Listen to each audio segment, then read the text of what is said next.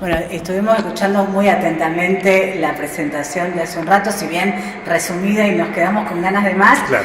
En principio me pareció muy interesante cuando hablabas de los acosadores y los acosados. ¿Quiénes serían los actores de este juego para la Comisión Interamericana de Derechos Humanos o para la Corte? La Corte Interamericana puntualmente.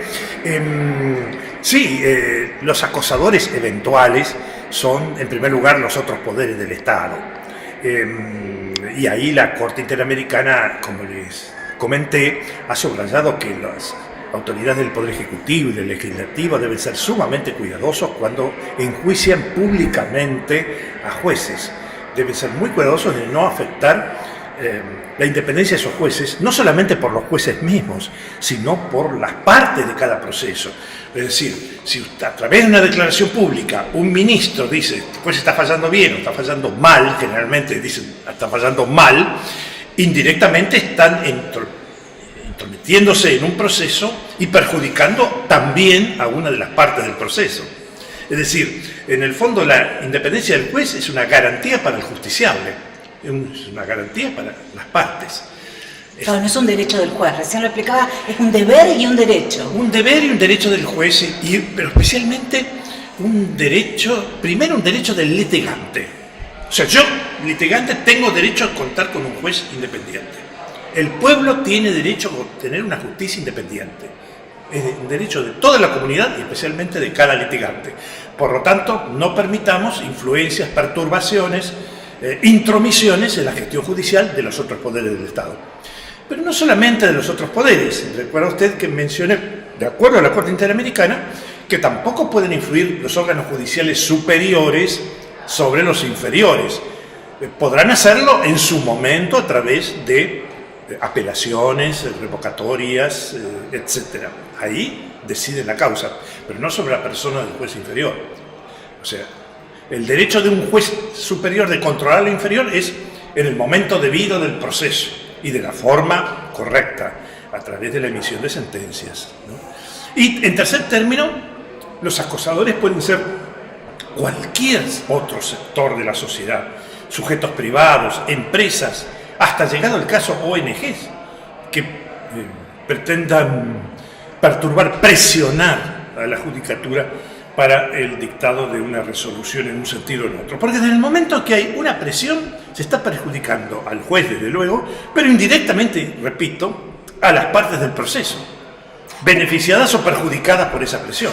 ¿Qué pasa con la relación con periodistas, editoriales, medios masivos de comunicación? Claro, aquí tenemos que hacer lo que hoy se dice con tan de moda y correctamente, una ponderación de derechos. En primer lugar, hay libertad de opinión, pero una cosa es opinar y otra cosa es presionar. Y otra cosa es realizar actos públicos frente a tribunales para obtener una sentencia en un sentido o en otro. Esto último ya supera la libertad de expresión para convertirse en libertad de agresión o de presión. Cuando la opinión se transforma en presión agresiva, ahí ese tercero, ajeno al proceso, periodista, sindicato, asociación civil, ONG, lo que sea, está perturbando, digamos así, el recto funcionamiento del Poder Judicial. Este discurso público, como recién mencionaba el Poder Ejecutivo, los Poderes Ejecutivos, el actual, los anteriores, hablando de fallos de los jueces o de su vida privada en discursos públicos, ¿cree que mella sobre la credibilidad del Poder Judicial en general? Claro.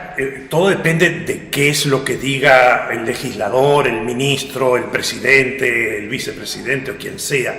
Si un vicepresidente o un presidente o un ministro afirma yo no comparto lo decidido por el juez tal en tal veredicto, vaya y pase, pero si unas críticas agresivas y algunas veces intimidatorias, ya pagarán por eso. Esto último traspasa la regla del respeto por la independencia del Poder Judicial. Y lo ha dicho la Corte Interamericana especialmente, ¿no? En el caso de Pitts-Barbera. Pasa que parece ser que nuestras autoridades públicas no leen las sentencias de la Corte Interamericana o sus asesores no se las hacen saber, ¿no?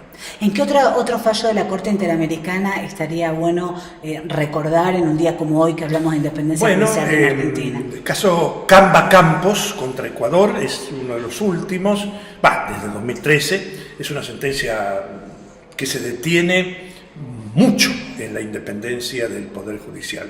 Se refería al caso de una serie de jueces del Ecuador, jueces de la Corte Suprema, jueces del Tribunal Constitucional, destituidos inconstitucionalmente. A un caso histórico importante, ya tiene sus años, es el Tribunal Constitucional del Perú, 3 jueces removidos por el Congreso fujimorista y que fueron restituidos en su cargo por la Corte Suprema. Después están los casos contra Venezuela, Pitts-Barbera, Chocrón, Reverón Trujillo. Y últimamente tenemos de vuelta en Perú algunas decisiones de la Corte Interamericana tendientes a impedir, digamos así, procesos políticos, nosotros llamamos habitualmente el juicio político, tendientes a congelar el juicio político contra magistrados judiciales. En lo que anteriormente se entendía, esto es una cuestión política que se resuelve conforme a pautas políticas y criterios políticos. Y no faltó quien dijera que si hay acuerdo político en destituir a un juez, ya está todo dicho. No, señor, ahora no, eso no está todo dicho. Si la sentencia es irrazonable, infundada, arbitraria, es una sentencia que va a ser considerada violatoria del artículo 8 y del 23 del Pacto de San José por la Corte Interamericana. Como lo ha hecho, ¿no? En varios veredictos. ¿Habría que pensar en la Argentina nuevas modalidades de nombramiento de jueces y de remoción, sí, quitando el poder político del medio? Bueno, Argentina depende esto de cada jurisdicción. En el orden nacional, teóricamente, el régimen de concursos, teóricamente, es en principio satisfactorio. En la práctica se ha visto desnaturalizado por la demora en expedirse o por ejemplo, revisiones no justificadas de dictámenes de jurados de los concursos por parte del plenario del Consejo de la Magistratura. Es decir, que en la práctica ese sistema teórico de vez en cuando ofrece o ha ofrecido falencias. El tema más discutible, más opinable, sobre lo cual la Corte Interamericana no ha sido todavía no ha sido explícita, es el caso de nombramiento de jueces de la Corte Suprema. Por ejemplo, que en Argentina son pautas absolutamente políticas. El presidente elige, el Senado acuerda. El sistema está de alguna manera mejorado con audiencias públicas, con las posibilidad de objetar o adherirse al candidato por parte de asociaciones o de sujetos privados. Eso es un paso adelante, pero todavía el eje de la cuestión sigue siendo político, en esas instancias. O sea, el presidente no tiene la obligación de proponer a nadie. Yo no tengo ningún derecho que el presidente me proponga. Bueno, también por mi edad ya me caí del almanaque. Bueno, pero supongamos una persona menor de 75 no tiene derecho alguno a... Téngame en cuenta, señor presidente. Si el presidente dice no lo quiero tener en cuenta, punto, se acabó la historia. Y el presidente elige los acuerdos, pautas absolutamente subjetivas. Me parece mejor, no hay concurso. Y el Senado resuelve también discrecionalmente. Nos gusta, no nos gusta, damos el acuerdo, no damos el acuerdo. Eso ya no empalma con las pautas que está pidiendo la Corte Interamericana, que requiere procesos de evaluación objetivos donde no haya discriminaciones ni favoritismos. Bueno, la discriminación generalmente es negativa, pero está la discriminación positiva, o sea, el acomodo. Ambas alternativas no van empalmando con las directivas de casos como los que he mencionado de la Corte Interamericana. Eso es un tema, digamos, para estudiar y un tema para mejorar en el futuro.